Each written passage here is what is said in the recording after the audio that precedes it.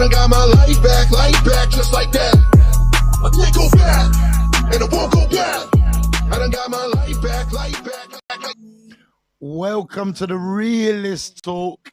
I won't go back. I'm only going forward. My name is Paul Addict Mentor. My real name is Paul Simmons. And welcome to another live with me. Wow. Life has changed so much for me since I got clean, sober, non-active in my addictions. And it has taken me a long time to get where I am now, where I feel confident enough to talk about the things I talk about. If you don't know me, I'm going to give you a quick synopsis of my life. I was born and bred in Bristol. Big up the BS7 crew. And we moved around a lot in my early years. We settled in Lockleys in the early 80s. And my life was a complete and utter nightmare. I had quite a lot of issues. I was put into care where I was completely abused in care. Got released from the care system when I was about 16 and a half. Went to Bristol and Bradford and Avon, to be honest with you, and I was homeless, floating around quite a lot of the time, depending on other people to sort my life out, because I wasn't going to sort it out myself. You know, addiction was a big part of my life, and I spent 22 years in prison. One of the main prisons I spent a lot of time in is HMP Bristol. And I thought I'd talk to you a little bit about it because you need to understand what it is like being in prison. I spent 22 years surviving, just getting through each day, one day at a time, and hoping not to become a statistic of the prison system. You know, a violent attack, someone who got life whilst doing time. You know, someone who assaults prison officers. And I got involved in that stuff, and it happened a lot. Whilst I was in a HMP Bristol, I befriended a young kid, and I was trying to be really nice to him. His name was Julian. He had a couple of mental health issues, and we used to help each other out with tobacco and stuff like that. Well, go on, say. So we used to help each other out with tobacco and things like that.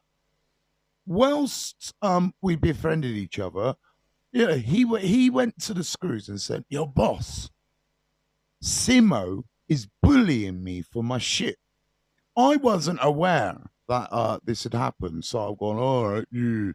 And the screws come up to me and he's gone, "Yo, Paul, you know, this guy's saying that you're harassing him for his stuff." I'm like, "Boss, do you know what? There's cameras on the wing, you know. I ain't that guy. I ain't that stupid. I'm not a fucking bully." I didn't know what was to happen next. We're chilling on the wing. Everyone's chilling. We're having a mess around. And all of a sudden, this young Julian, he was a very small guy, you know, flew out of his cell and stabbed me right there with a biro, a pen. Fucking stabbed me there, tiniest little hole, and then he done me in the head twice with a biro pen. Now, this was a guy I'd spent a lot of time with. So my reaction, I can only say, was basic instinct. You know what I mean? So I flipped him over, put him in a headlock, put him to sleep, and kicked the shit out of him. And I did. I kicked the shit out of him. But this is the thing. This is why I tell you this story. No, I didn't go last night, Tori. I was watching it on my TV, though. Good day, Barney. So as the screws have come, someone's pressed the riot bell in the prison. The screws have come running up. They've assessed this situation. And straight away, I got twisted up and escorted to the block. So I'm going to the block, and now they're going, "See, you're a bully. You're a fucking bully, Simo." And they're putting this in my head. And when I was down the block, I actually had a suicide attempt. I tried to hang myself. I went, it was unbelievable. Oh, that's cool. And the reason I did that is because I felt I was getting put under all this pressure. And all of these prison officers instantly, right, they came up with an assumption of the situation, right? So they seen this guy covered in blood. They see me with a little bit of blood trickling from my head, and they must have thought, Simo's done something. He's reacted, boom, boom, boom. They've gone to the cameras now 2 days later. 2 whole days they waited to check the camera footage. They've gone to the cameras. They've come to the hospital wing. 'Cause I was in a hospital wing. Like I said, I attempted to hang myself down the block because I just felt like no one was listening to me. No one believed what I had to say. Because I was the big black guy, it must have been me starting all of the fucking drama. But this guy had set this situation up. He'd set it up. He'd manipulate the prison officers, told them that he was being bullied because I'm the big black guy. And they checked the camera footage. And they saw us. We were all just chilling, having a laugh. And they seen this kiddie come out of nowhere and try stab me in the neck and stab me twice in the head. And I had all of these prison officers then coming up to me, apologizing, trying to tell me that it was nothing to do with what I was calling at the time. And let me tell you, this was 2002. I was calling it institutional racism. I was saying to the screws, I'm like, it's not even your fault. It's the system you work in. You see a black guy and he's big and you just assume that I'm a violent thug when you have no idea about me. No prison officer to this day who I was in jail and had spent time with knew I was sexually assaulted. They didn't know about my home life when I was growing up. They didn't know because they never asked. And the courses that are in prison, right? The courses that they give you in jail don't do anything. They don't focus on the real issues. You know, if you're in prison for drugs, they put you on the 12-step program or the RAP program, or they'll give you a incel pack to do. An incel pack, that's an interesting thing. So it can be up to like 10 sheets of paper with questions on it. Very simplistic questions. And you go, boom, boom, boom, knock them out. In the prison system, there's a place where you go and it's an agency and they just deal with your addictions. They do all of the courses. It used to be called Carrots. It's called something else now, but it's all to do with drug addiction, right? And all they have to offer you is the 12-step program, the RAP program, and that's few and far between. Don't think if you go into jail tomorrow with a full-on addiction that you could just get on the 12-step program or any program like that, because it doesn't work like that. You have to work long and hard to get onto these programs, and many of the programs, you know, you may be on a waiting list for 5, 6, 7 years, and obviously, if you're doing a shorter sentence, that means you're not getting on the course at all, which means there's no rehabilitation going on. And then if you're doing an IPP sentence and say your recommended time you need to serve is 4 years and the waiting list for the next course you need to do is 6 years, you know you're doing at least 6 years from the moment you put your name down to do this certain course. Yes, Pete, how are you doing? Oh, yeah, boop, boop. So that's why the systems are so broken down.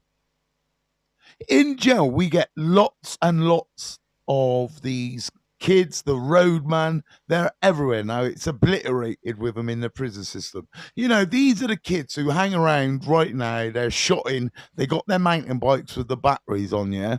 They go on like they're fucking ruthless gangsters out here, don't they? They're big boys, you know, yeah? Yeah, all running around with machetes and all that, yeah? In prison, we have thousands of these children. Emily Jones, hey, hey. In prison, we have thousands of these children, right? These kids. Now, the average roadman has come from bad upbringing. They've seen abuse or violence. They come from families that addiction is rife in, or economically, they are scraping the barrel of poverty. So they see county lines drug dealing as a viable option for them to increase the revenue that's coming into their familial home, yeah? However, what they're not being told is the risks that come with county lines drug dealing. Because like I said, thousands of these kids now are sat in prison. Thousands of them. and none of them thought they were going to do a day in jail because we have these manipulative, horrible older guys, my age, older, who are manipulating these 14, 15, 16-year-old kids to go out and sell drugs for them because they get told you can't go to prison. It's just going to be your first offense. Nothing's going to happen to you. But in reality, the simple fact is, if you get caught selling drugs, you're going to go to prison. And if you don't go to prison, you're going to have a marker on you. So the police are going to be on your case, and then social services are going to get informed. Then your parents are going to get judged on their parenting because you were out selling drugs. Because with selling drugs comes street crime. And right now in Swindon, there's a pandemic of robberies for electric scooters, electric bikes, expensive jackets like Montclair jackets, Grey Goose jacket, not Grey Goose, I'm sure that's vodka. Canada Goose jackets. Leon, how you doing? So this is happening a lot. And it's all because of the social and economic crisis that's going on within our council estates. So, like I said, these roadmen, they get told all of this beautiful stuff, right? They see their mates with the nice trainers smoking all of the weed, right? They've got their flavors. They see them with their nice clothes. They've actually got money in their wallets. And you got this guy coming from poverty, possibly mum, dad, auntie, uncle, close family members that are addicts. And for a teenager, some are even younger, like 11 and 12 years old. It is so scary. And that's why I wanted to come on and talk about this in such depth. Because these kids are easily manipulated. But it comes down to what is going on in the home. You have to pay attention to your children. You have to understand, you question where these things are coming from. If you smell that smell, you need to ask them. Don't be frightened. But I'm not talking about violence. Talk to your children, because that's what I do. I talk to my kids every day. Does county line victims face long sentences in general or short? Lesser sentences because of age? Yeah, well, that's the thing, Barn. Usually, because they are the victim, it's the courts are finding it really difficult how to deal with it because, yes, they're a victim, but they are selling drugs and they know they are breaking the law. So there's real disparity in some of the sentences that I've seen. I've seen some kids walk away with nothing but a caution, and I've seen some kids go to prison for 2, 3, 4 years. And there needs to be a solution in our community, and I genuinely believe it comes down to parenting. Happens everywhere. Last week, a group of 14-year-olds stabbed a kid over drugs in town. There you go. This knife thing. Because these kids are being told, you know what I mean? You're the man. You're selling drugs to these nitties. Where in your mama? Good morning, bro. I hope you're well. I am really well. Thanks for joining me via YouTube, my guy. Where I live. Pete, I'm hearing it and I'm seeing it every day. The robberies and stuff that are going on. And that's down to deprivation as well. It's down to bad parenting, right? I know I am not the best parent in the world. I spent 4 years away from my kids. But do you know what? It is about seeing what the issue is and making it stand to attention and go, this is what we need to deal with. Now, it's the county lines, the head of the snake. They need to know that they're going to get a life sentence if they keep going with these gangs. Now, I'm not talking about threatening them with it. I'm talking about giving them it. Life sentences scare the shit out of everyone, including me. Don't forget, I did like a few months, I did 2 years, I did 3.5, I did 5 years, I did 10.5, and I did 9.5 years. And I knew the next one, I'll be wearing a little L plate. That's what they call it. It's not a learner plate, it's an L for life. That's what they say in jail. I can. I'm just picking a comment on it. There you go. I can see it could be a bad dilemma for the courts. Yeah, it's sad, Barn, because I don't think. Um, what is the word? I'm trying to think of the word. Sorry. I'll get there in a minute. I'll get there in a minute. I don't think child sex offending and child grooming for drugs should be seen as any different. I don't, because you are manipulating a child to do what you want him to do or her to do for monetary gain. And for that reason, I seriously believe there needs to be a huge change in the law when it comes to county lines and grooming of children for selling drugs, because these kids are now in jail, right? A lot of these kids are now doing birds. They're in prison. They're doing big fucking bird for these county lines guys who are still sat in London, sat in Birmingham, sat in Manchester, sat in Liverpool, raking in their dough from the next gen of kids they've got selling drugs for them, right? These kids are suffering in prison. I have seen them. Real mental health crises. Can't do their bang up. Have to be unlocked all the time. Always asking the screws for everything, anything, because they're still children. But now they're in prison and there is no, oh, I'm sorry, Gov, can I go home now? You have to see your sentence out. And some of them kids, they don't know how to deal with it. And the system is packed with them. So I am saying now to the government, to anyone who will listen to me, I know about county lines drug dealers. I robbed a lot of them. It's as simple as that, right? These kids are fucking kids. And something needs to be done to go, do you know actually what? We are going to deal with this problem now, today, before it gets completely out of hand. Unless you want America on your hand in relation to the gun and crime culture and gang culture, it needs to be stepped on now. Oh, pick up everyone watching. Paul's a legend. Oh, thank you, man. And by the way, if anyone who is watching and you've got any questions, or you're struggling with your addiction, or your mental health's going down the pan, or your mental health's fantastic and your recovery's going well, or you just want to talk and you want to shout out, all you have to do is type it down.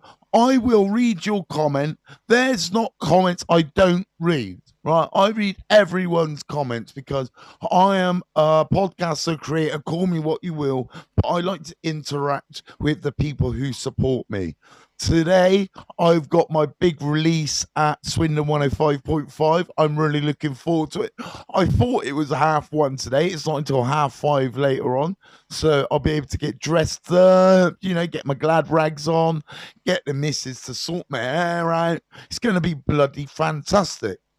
And I've been able to do all of this stuff, right? Because I realized 3 years, 10 months, 3 days ago that I could get clean, sober, non-active in my addictions. I realized that I wanted my missus, my children, my health, more than I wanted to put a needle in my arm. Gonna smash it, bud. You got this.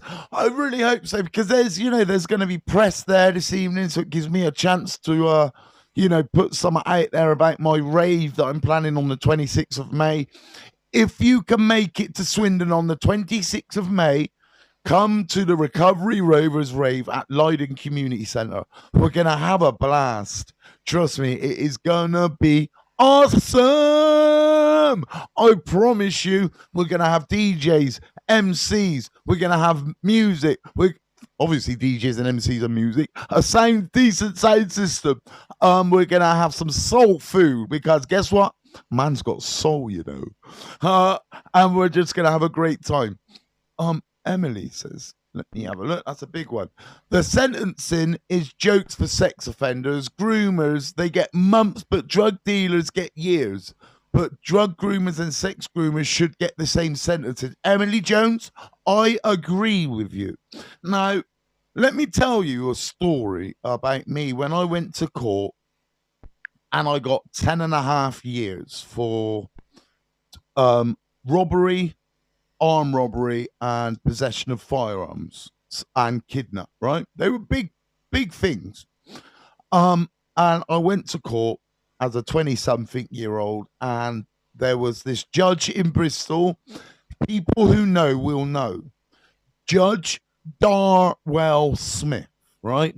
That was the time when another judge used to be around called Lester Boothman. Everyone used to call that guy, let him go Lester. Darwell Smith? No, he wasn't known as that. He was known, you go up in front of Darwell Smith for sentencing, you're in trouble. So the day I went up for that sentence, my friend Julian went up for sentencing for killing someone. He stabbed him in the neck.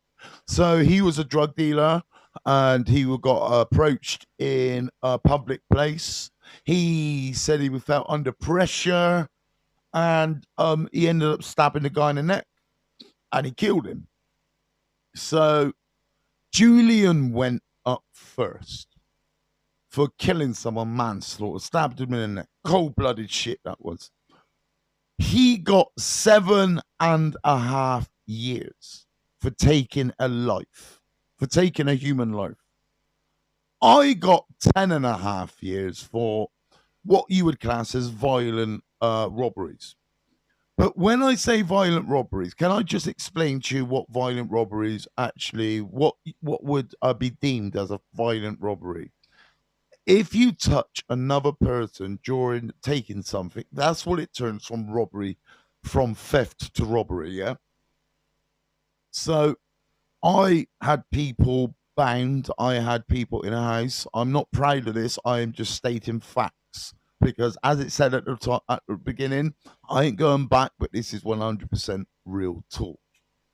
So I did that, but I didn't physically injure anyone during that time. I think someone got bruised. I didn't kill anyone, but I ended up getting 3 years and 27 days more than my friend Julian.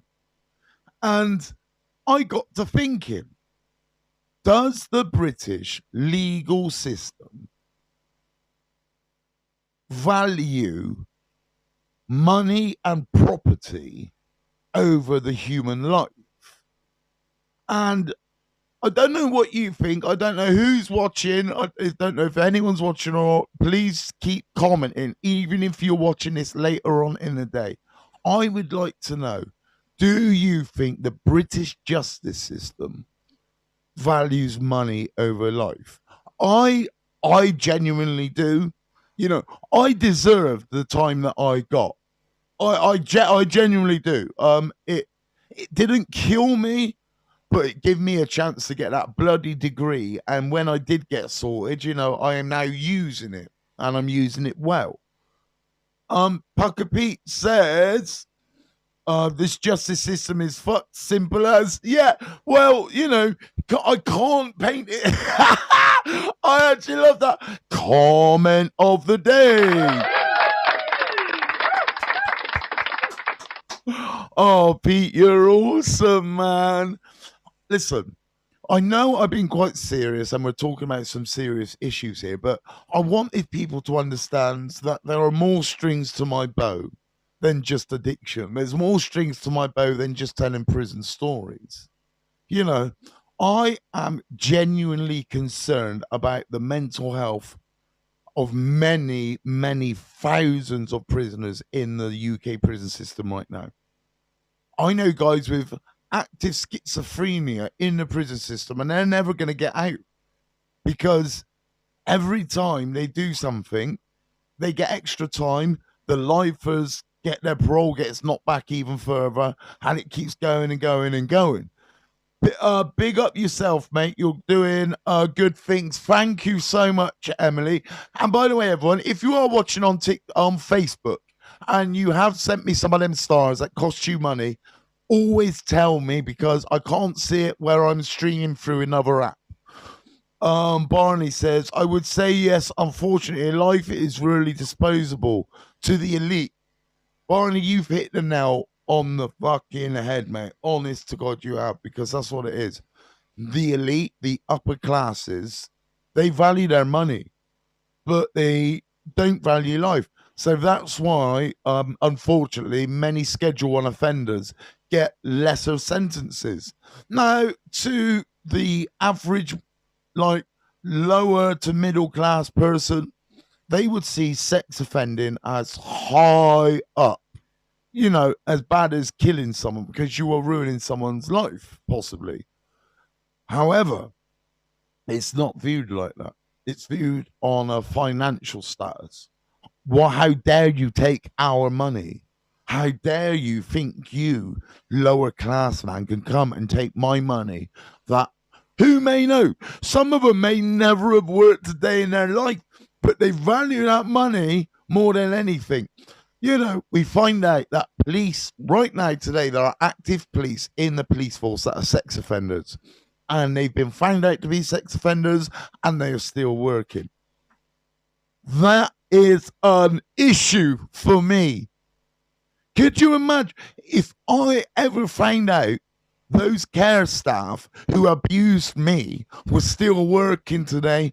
I would make it my life's work to make sure they never, ever, ever got a job anywhere again and they saw their days out in a prison cell.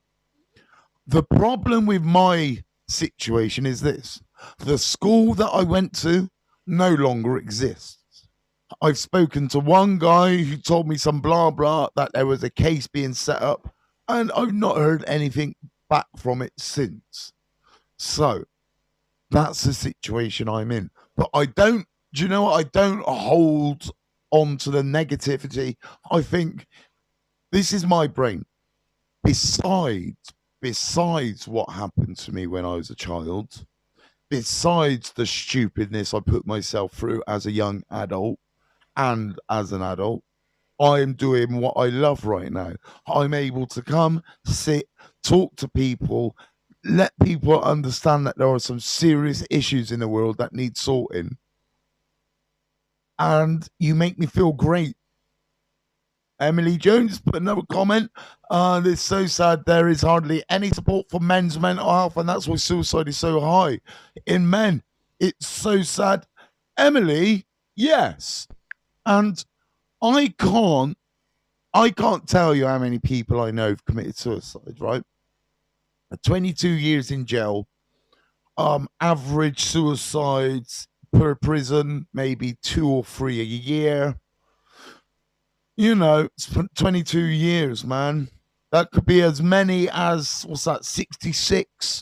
66 people I would have known or been aware of that committed suicide in the time that I was in prison. That's where my post-traumatic stress comes from. I have flashbacks, I have nightmares, I have weird dreams about seeing people hanging. The first ever suicide I saw, it was disgusting. Like the guy was in the cell opposite from me. His door was open. He put his shirt on. He got dressed. He looked smart. Took a razor and slit his throat. That was the first one I ever saw. It disturbed me for many, many years. And I still have some quite vicious nightmares about it. But that's the problem with the prison system. They don't go, right, this is the stuff you've been coming to jail for a long time now. You've witnessed some shit. You now need some help with your mental health. The guys who are committing suicidal self-harming, trying to commit suicidal self-harming on a regular, they're not getting help with it. It's real fucked up. And my life, oh, yeah, it is real fucked up. But we live to fight another day. Rah, that's rough, man. I know, Pete. I know. But when you put it in pounds and pence like I just did, then people realize how messed up the system really is. Because it's really messed up, man. You see the most graphic, disgusting things. Not road things. What happens outside here, what you think are disgusting and vile, for prison, that's breakfast. And that's it. It's fucked up. But I'm going to keep coming on, keep making people aware, and I'm going to keep focusing on men's mental health, recovery, and my bloody prison cells. I hope you have had a happy half hour and enjoyed my talks. I really, really do appreciate all your support that you give me. Have a fantastic rest of your day. I won't be on tonight. You might get a little videos and stuff because I've got the radio thing to go to tonight. You know, I am being announced to the world. Well, Swindon at least. Going on Swindon 105. So until then, have a fantastic day and remember this. Everything I tell you is just facts. Just facts.